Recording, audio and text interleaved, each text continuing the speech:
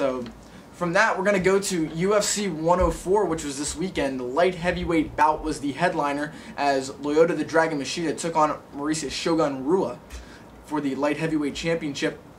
And in a match with a very controversial ending, Machida was declared winner by unanimous decision, to which a rain of boos came down from the crowd and an absolutely look of shock across the face of President Dana White. And I got to ask you, Vince, did the refs give it to Machida, or did he earn this victory?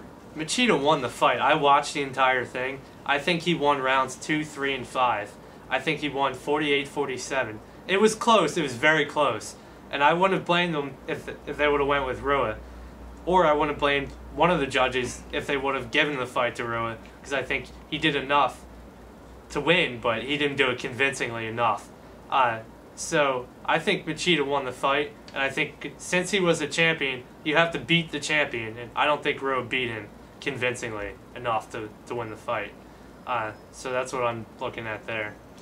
Well, and I to preface this, I did not see the fight. I did not see the fight live. I've read every single account that I could of the fight, read all the AP stuff and all the Sherdog stuff to be able to get an idea of what happened. But the thing that really stood out to me was in the AP story, Dana White said himself he thought Rua won and was commenting after the fight saying that he wanted to get better judges to make sure something like this does not happen again, because he does not believe that Machida won that fight. And that's something that really sticks out to me. The guy who basically created this entire thing, if he thinks that Rua won, odds are Rua probably won. Now, the one thing that he did say that I really felt by when I read through all the accounts was that he said no guy really went after it. It seemed like there was a lot of standing still action, a lot of quick bursts by each guy, but nothing really definitive. And toward the ends of rounds, they really didn't go after it, because both guys in their corners, their team was saying, you're winning. Just don't do anything stupid and you're going to win. And that's why Rua didn't go after it in the fifth and final round. That's why Machida didn't go after it the entire fight. They were both kind of just biding their time. But it seemed like a pretty even fight, regardless of what you say. And it's kind of like, whenever there's a tie, whenever there's something, something controversial, tie usually goes to the champion. So Vince is completely right in that, saying that, if no guy shined, if there was really no clear-cut winner, then I think that the title should stay on Machida. But I think that a great thing that Dana White has already said, he's already gotten verbal commitments from both fighters. The rematch is going to happen, which I think is going to be a huge draw.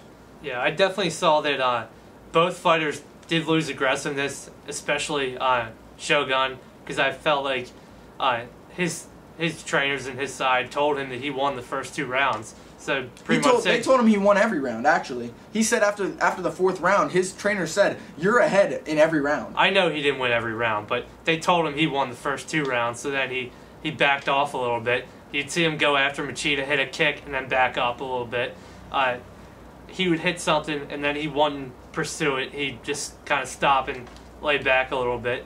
And that's probably what cost him. If he was more aggressive, he might have gotten more points and he might have won this. And I'm looking forward to the next fight because I want to see it again. And here's one quick question, because Machida has been known throughout his career as the technician. You cannot outthink Lyoto Machida. He is going to make you make mistakes because he is so technically sound that he's not going to be able to do that. And a lot of people have given him grief for his fights because they're so boring, that they're just technical. And you're not really getting the kind of high caliber fight that you expect. This fight was a little bit different. It seemed like even though there was a lot of standing action, there was a lot more to do as opposed to a traditional Lyoto fight. Do you think that Lyoto no longer has the mental edge over his opponents? I haven't seen enough of his fights to know that. I saw him beat Rashad Evans, and he did that pretty convincingly. And he was very aggressive, Even if you look at Thiago Alves, too, the fight before that, which made him the #1 contender, I mean, he dominated Alves throughout the first round and knocked him out with 1 second left.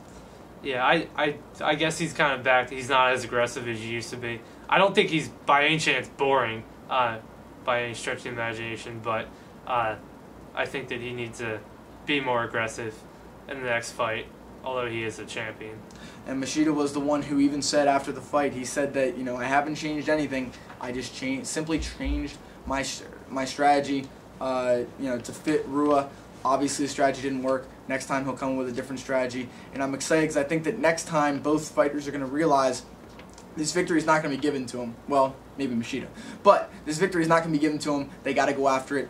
it'll definitely be entertaining, and we'll be sure to keep you updated on when that fight is going to happen. Another MMA quick note, Brock Lesnar is sick, and he was pulling out, very sad, pulling out of the UFC 106 fight against Shane Carwin, and that is going to be moved back to 108, which should be a stat card, because as of right now, and things might change, Anderson Silva is supposed to defend his middleweight title versus Vitor Belfort, which should be another great fight after Belfort's victory over Rich Franklin.